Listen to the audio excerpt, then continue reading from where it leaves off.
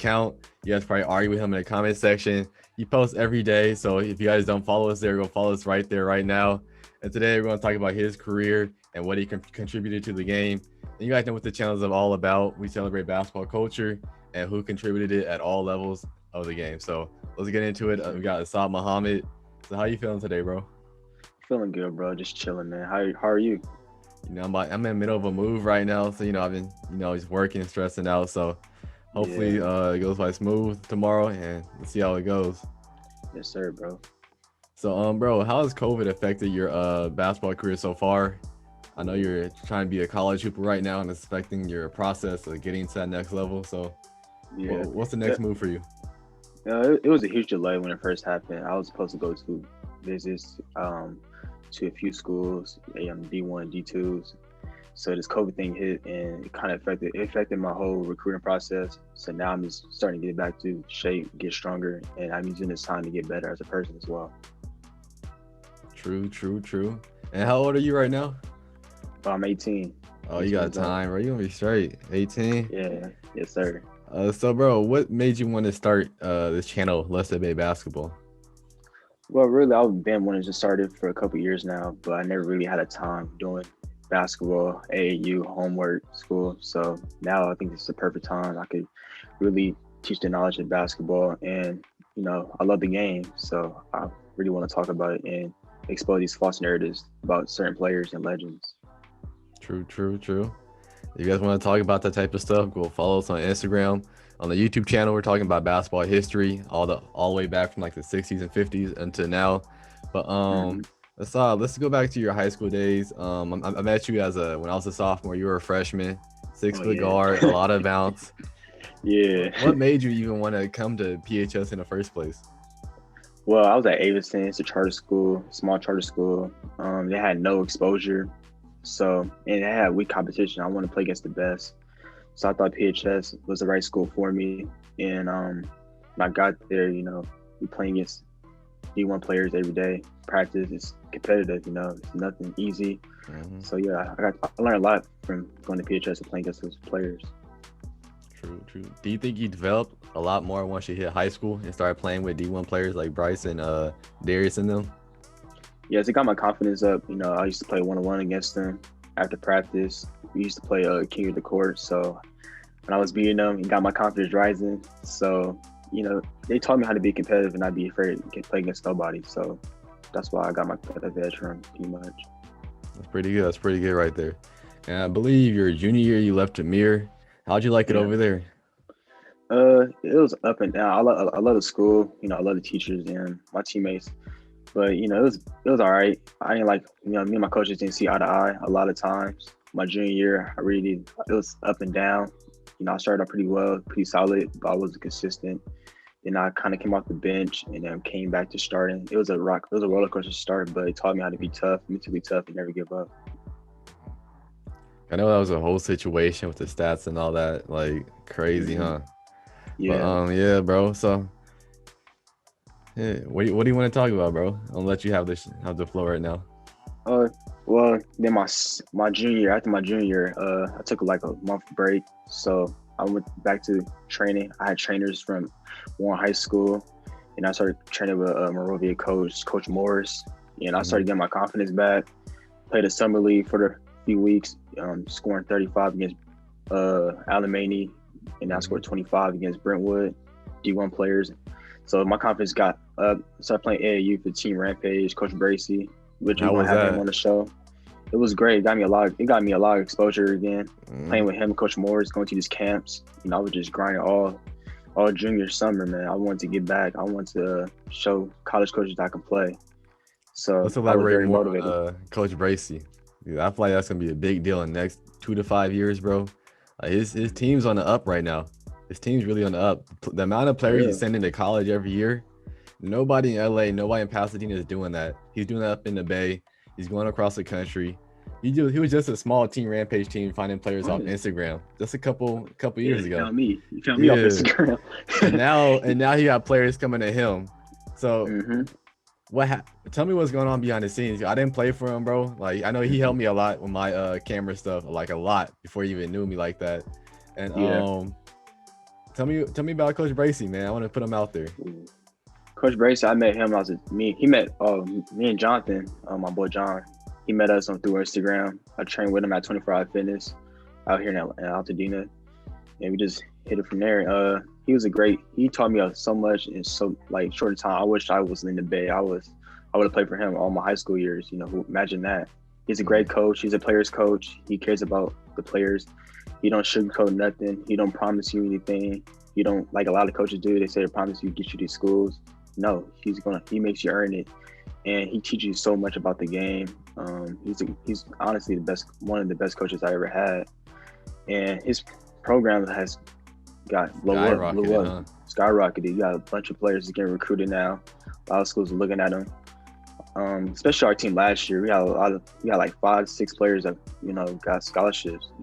So some of them are under 6 feet too. Like that's a big deal. Mm-hmm. That's a really big deal, bro. Yeah, we wasn't tall at all. We were just 6'3", 6'4". Mm-hmm. I think our tallest player was 6'6", 6'7".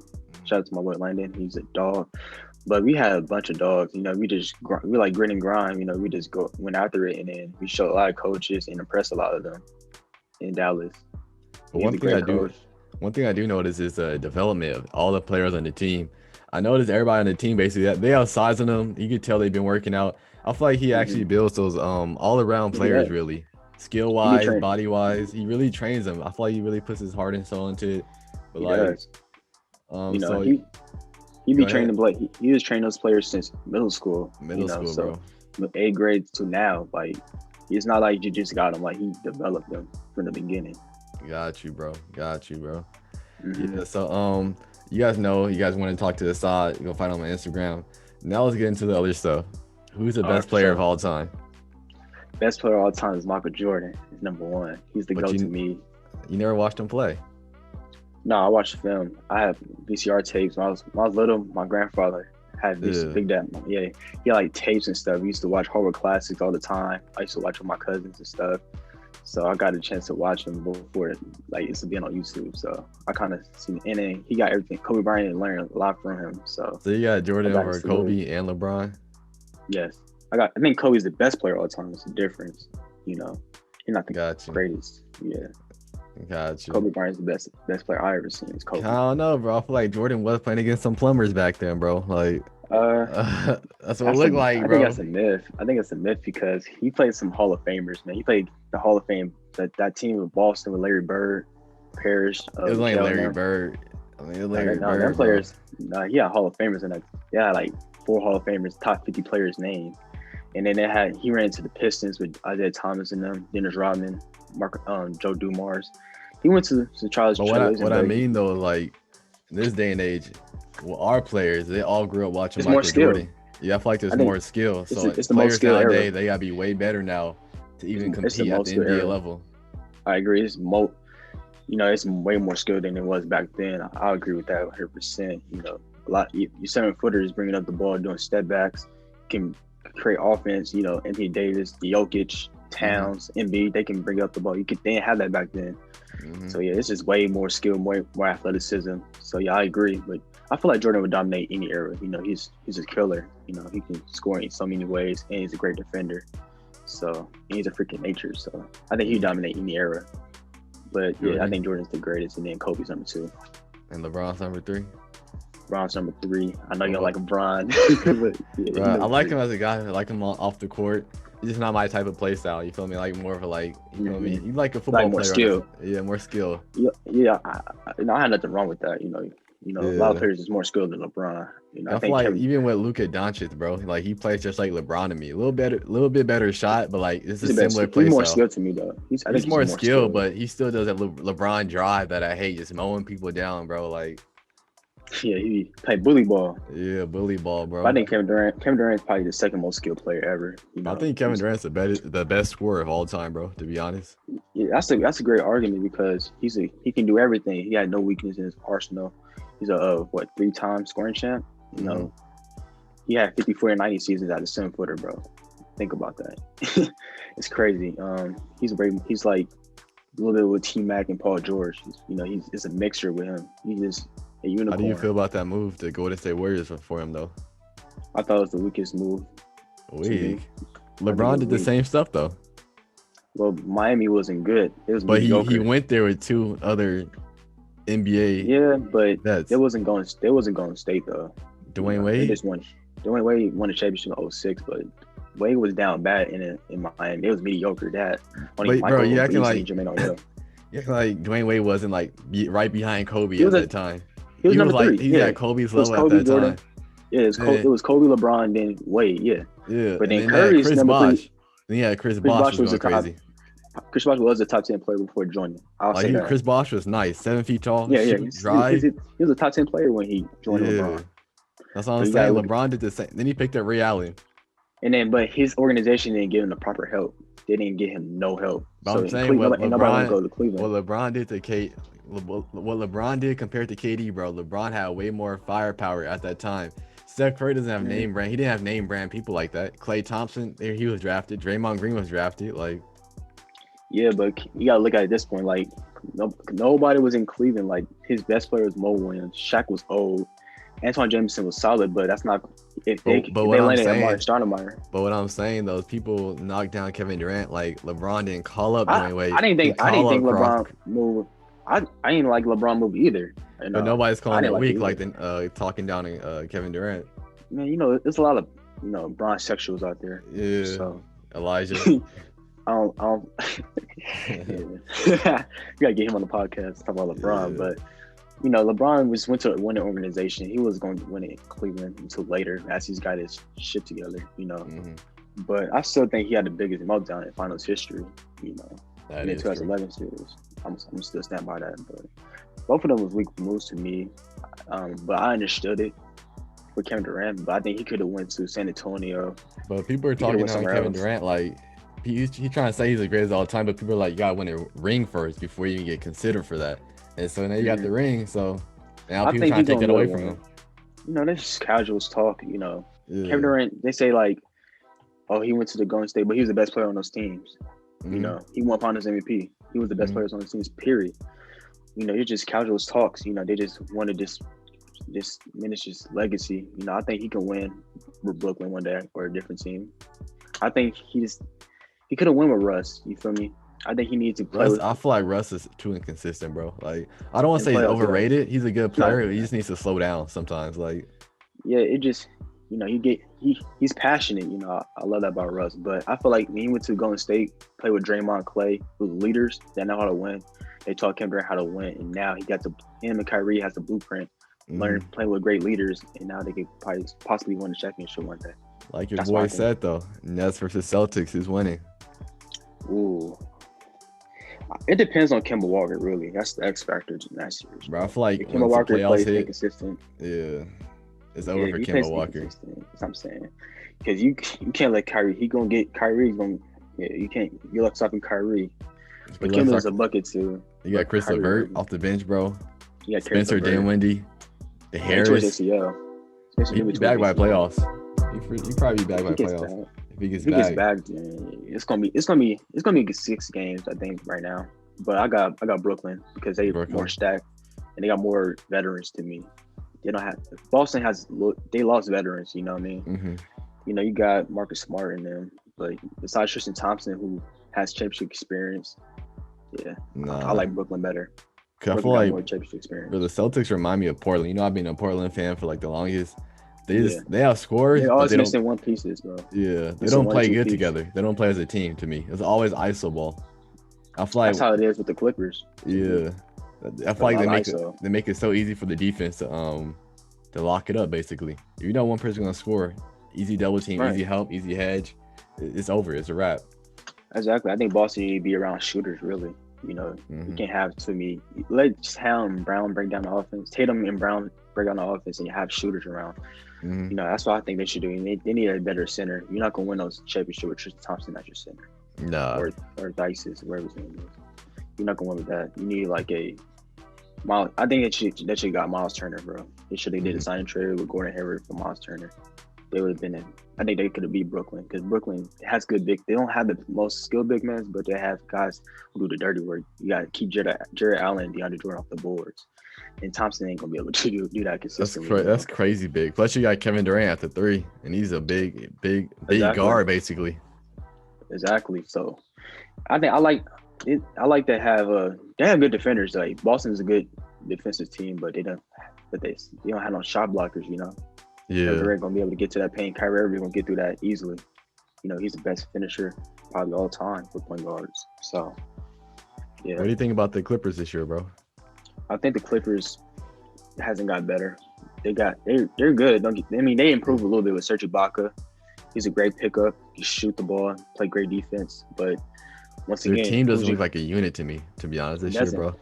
Like I feel like there's too exactly. many wings. We need more like go to the basket guards. Like set up an offense. To be honest, like Yeah, they don't have none of that. Patrick Beverley can't be your point guard, starting point guard. You mm-mm. can't. I'm sorry. I love Pat Bev. I love his tenacious defense and all that. But you need a Rondo. They should have got Rondo. If they would have Rondo, it would be close with the Lakers and Clippers because he's a leader and he got championship experience. You need an on-court leader. Paul George and Kawhi Leonard is not a leader. Kawhi don't talk. Mhm. Paul George is not a leader. Ibaka is not a leader. You need a leader. You need a floor general like the Lakers had. Lakers had two of those last Mhm. year. That's what made them so good, so great. And this year they had two as well. You have Gasol, he can make passes, and then you have Anthony Davis, who's developing into a good leader, and then you have LeBron. So they're going to me. They're going to struggle again in the playoffs. I think they're going. If they play the Mavericks, I got the Mavericks beating them. I think the Mavericks Mavericks. can upset them. Yeah, Well, they kind of because upsetted them last year too. Almost I'm did. saying, but they kicked out Porzingis that game one, which is Yeah. BS. It's politics. It's rigged, man. That was rigged to me. Nah. I feel like he deserved it, to be honest. I don't I don't know. It wasn't that bad of a tip. We have Harold who did that stuff with Luca. He didn't get kicked out. So I just feel like it should go both ways. But Yeah. I think a team gonna upset them. You know, Clippers are going to be a second, third seed. Don't get me wrong, but I don't think they're going to be a threat. I don't think they're ever going to win a championship, bro. Portland, too. Nah. Portland got swept by Portland. Steph and Draymond, bro. Steph and Draymond. I'm like, oh my gosh, bro.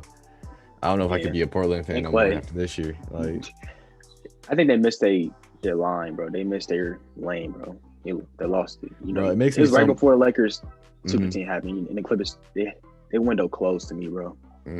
I just want Dame to go to a team that's going to treat him right, bro. I kind of feel like Dame is a problem though. Like, he don't really set up.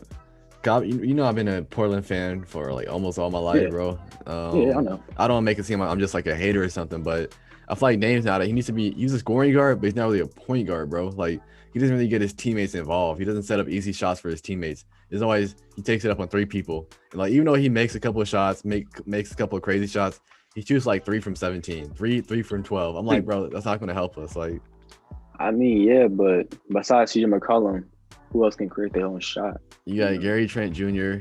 And I'm talking about back in like they don't play him enough though. I feel like. But even back in like 2013, bro, we had like LaMarcus Aldridge, Wesley Matthews when they were like in their prime, and we still can't win nothing with them. We had Nicholas Batum when he was in his prime too. We had a elite squad. Yeah, the squad, but I feel like y'all should have kept them, at least kept Wesley Matthews and Aldridge. That's the glue. You could get another platoon. Yeah. Them guys gel so well to get with Dame and them. You know, I feel like they didn't have enough time. They only like Dame was still young then. He barely. That's what I'm saying. He's still young. You know, things could have been differently. I feel like they're just always missing somebody. You know, they still don't have a good bench. Gary Trent's the only good, really bench player. Ronnie Hood's inconsistent. Enes Kanter's not a good defender. You know, you can get buckets, but he's that's what I'm saying. You can get buckets, but is he gonna stop? You ain't gonna stop no Anthony Davis. He's gonna have a field day. You know, you can't stop a Jokic. So the buckets don't really. If Portland has somebody like a Chris Paul, I feel like it's an easy championship. I feel like Chris Paul and Dame could work. You know, no, I don't think they can work together. Dame could play off ball, but Dame don't really play off ball. You don't really play. He never had to because you don't have. He has to be a point guard. McCollum can't play point guard, so I think Dame is more better off a combo guard like a Monte Ellis. Yeah, to play the two ball better. Monte Ellis played the one when the Golden State wasn't really working until Curry got there. You know, I think Dame is better as a two. Like if you play with like somebody like the Mavericks, I think you can put Luka and put Dame at the two. That could work. I think Zach LaVine and should be able to. I think Zach LaVine in Portland would be good too. That'd be a good move right there. You know, that'd be that third shot career I need. They need to get Zach LaVine out of Chicago though. It's not working. Wasting his wasting his prime years, man. I feel bad for Zach LaVine. Yeah, I feel man. like Zach LaVine would be perfect for Toronto. Toronto's not going to be that good either because they don't have a go-to guy in the fourth quarter to take over. Lee can, but you're gonna have to live with that. But I feel like you have a Zach LaVine who's Yeah. like can create some more. Siakam is not. Siakam is still learning and developing. I don't think he's going to be the guy you want to Bro, go to. I never seen the hype for Siakam though. Like I never It seen came where with it was going. Kawhi. It's the Kawhi effect, man. Kawhi made him so valuable because all the defense was focused on Kawhi, not really on Siakam. So Yeah. he gave Siakam opportunity to cook. And you see in the playoffs last year when he played against Boston, he got exposed. He can't create his own shot. But I still think that like even before though, like he doesn't really have a crossover like that. He just has a hard drive. He's not very skilled yet. He's still raw. He's very raw still. But he's a good player. I like his journey. You know, I think he's still a all-star type level player, but he's going to still have to learn. He's still young too. You got time to develop. You just need to get the right trainers, develop that shot more. Gotta see him, bro. I feel like he has such a high potential. He just needs to get there. Like the defense is there for sure. Oh, the defense is there. I feel like the defense is always there. Who do you think is going to win MVP? That's a hard one, to be honest. I feel like Chris Paul deserves it, really, but I feel like he's not going to get it. No, he's not going to get his MVP. I think it's going to be probably Jokic, too. Jokic's up there. He's putting up crazy numbers. Nah, I feel like he's like one of those sleepers, too, that nobody really, like, talks about. Yeah, because he's not, you know, he's not flashy, not the most flashiest, you know. But I feel like right now, be like one of the superstar teams, to be honest, like Lakers, Rockets. I like James Harden, what he's doing. I see with Kevin Durant and Kyrie. I think that team's going to be good. It's got people, you know, casuals going to get mad. They make fun of him, them missing game winners. It happens to everybody, bro. Kobe missed game winners, make him. Yeah. You know what I mean? It happens. But I think they're going to get better as they play together longer. You know, I can tell they still not used to. It's like they do a lot of ISO stuff. They still trying to figure out each other and how to play off each other. I think that's going to take a while. But I see Luka, Kevin Durant, Harden, or, you know, I think they're going to be in our race. Giannis, too. You know, they're always going to put Giannis in that conversation. He's always going to put up crazy numbers in the regular season. You know, that Milwaukee team is nice. What do you think is going on with these tall guards or tall forwards that can't shoot, like Ben Simmons, Giannis? What's taking them so long to develop a jumper when they're in the league? I just think it's confidence. Not enough. I didn't think this should have had enough time to like really develop it. You know, it's a short off season. You know what I mean? So I didn't think they had enough time to really get in the gym and just work on it. I don't think Ben Simmons shoots looks good, but I don't think he's confident in him. I think JJ Redick. Not JJ Redick. I think somebody on that team needs to get in his head, like say, shoot the ball, like shoot it. Yeah. Giannis, I just think Giannis, like his release point is fine. You know, I just think he's not confident. He's shaky on it. Like he's like iffy. Like it's like stiff. Like his shot is very stiff. You got to develop a post game. To me, if he develops the post game, he develop a respectable jumper. Yeah, he's gonna be the best player in the league. He's gonna win more MVPs because nobody's gonna be able to stop that. But I don't think that's gonna ever happen. You know, I just think he's gonna be okay shooter. You know, he's gonna shoot like 32% from three, but all his points will be coming to the baskets, doing euros, and that's why James Harden say he's not skilled. All he can do is dunk. Like, yeah, he don't have no consistent move. And that's why he struggles so much in the playoffs. But I think Ben Simmons, thing with him is confidence. You know, I think just confident. He don't have nobody to push him and say shoot the ball. That's why I like what JJ Redick did with Lonzo. JJ Redick told Lonzo shoot the fucking ball. You know, so what if you miss? Shoot it. And that's why Lonzo had now shooting more threes and more confidently. That's the biggest part in this game. Like, you know, growing up, we watched him in Chino Hills, and he was a shooter. Him and UCLA, he was a shooter. We used to watch him play, yeah. Exactly. We used to watch him play. And when he gets in the NBA, you know, I just feel like he had confidence issues, you know, and he had injuries throughout that career in LA. And then he had Luke Walton, who's not a really good coach. We used to have LeBron, Lonzo, and Rondo on the court at the same time. Like, kind of line up. Remember in Summer League, he was killing with Kuzma.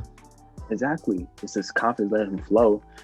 And bringing LeBron messed up his growth. Yeah.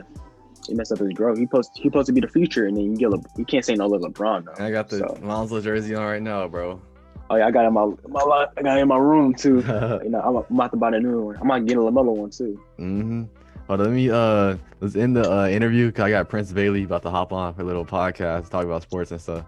You know, All right, for sure. he wanna talk himself, so I'm gonna send you another link real quick, bro. All right, bro. All right.